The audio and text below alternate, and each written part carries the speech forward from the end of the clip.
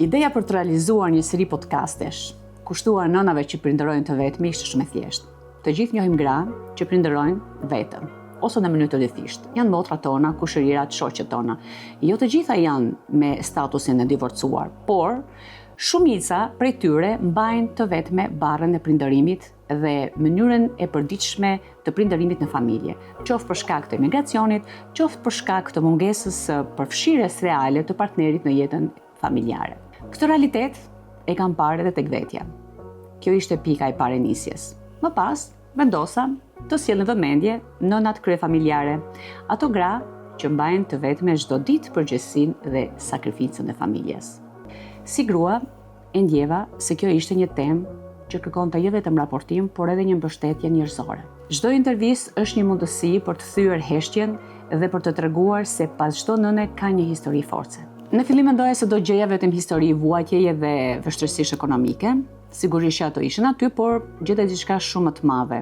Gjeta gra që kishin transformuar dhimbjen e forcë, zhgënjimin emotiv dhe vetminë në kuraj për të ecur përpara. Gjeta nëna që punonin dyfish për të mos u munguar asgjë fëmijëve të tyre dhe që pavarësisht plagëve personale vazhdonin të ndërtonin shpresë.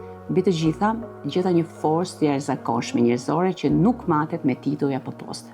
Këtë podcast do ta përshkruaja si një udhëtim mes dhimbjes dhe forcës, ku çdo histori më kujtoi se njeriu është shumë më i fortë se sa mendon. Çfarë kanë të përbashkëta gratë e këtij podcasti? Pavarësisht historive të ndryshme, të gjitha kishin një element të përbashkët: refuzimin për të dorëzuar. Secila prej tyre kishte kaluar sprova të ndryshme, por asnjëra nuk është dorëzuar. Ajo që më tronditi më shumë nuk ishte vetëm dhimbja që kishin përjetuar, por fakti se shpesh kanë mbetur të vetme përballë institucioneve që duhet t'i mbronin. Këto histori më kujtuan sa rëndësishme është gazetaria që i jep zë atyre që zakonisht nuk dëgjohen.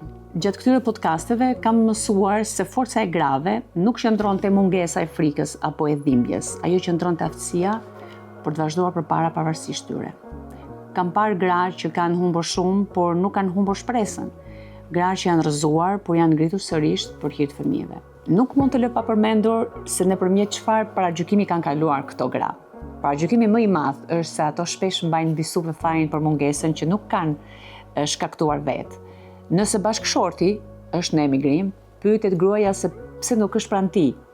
Nëse ajo ka qenë viktimë e dhunës, pyetet çfarë ka bërë për ta merituar. Nëse është e ve, paragjykohet kur zgjedh të vazhdojë jetën dhe të buzëqesh përsëri. Nëse arrin të sigurojë fëmijëve një jetë të mirë, dyshohet gjithmonë menjëherë se kush e ndihmon atë. Shpesh nuk vihet në dyshim situata, por vetë gruaja. Si mund t'i përfshija unë të gjitha këto episode me një mesazh të vetëm? Mos lejoni kurrë që vajzat tuaja të rriten duke menduar se dinjiteti i tyre mund të nëpërkëmbet nga dikush tjetër. Vlera e tyre është vazhdimi i vlerave tuaja. Mbrojini ato, edukojeni ato dhe bëjni të besojnë se meritojnë respekt në çdo etapë të jetës. Për nënat, lumturia, siguria dhe mirëqenia e vajzës tënde vlen më shumë se sa gjykimi i fisit apo i opinionit të shoqërisë. Kujtoni çdo sakrificë, çdo natë pa gjumë dhe çdo përpjekje që keni bërë për të arritur dhe për të arritur këtë fëmijë. Askush nuk ka paguar çmimin që keni paguar ju për të qenë nën. Mos e lëndoni gruan që dikur ishte dashuria juaj më e madhe dhe me të cilën ndërtuat një familje.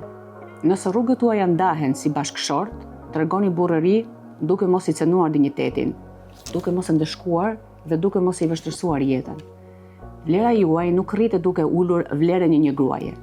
Secili mban përgjegjësinë për veprimet e veta dhe para ndërgjegjjes së vet do të jap llogari një ditë çdo kush. Kjo seri nuk ishte vetëm për nënat që prindërojnë të vetme. Ishte një kujtesë për të gjithë ne se respekti, dinjiteti dhe përgjegjësia nuk duhet të varet kurrë nga statusi martësor i një gruaje.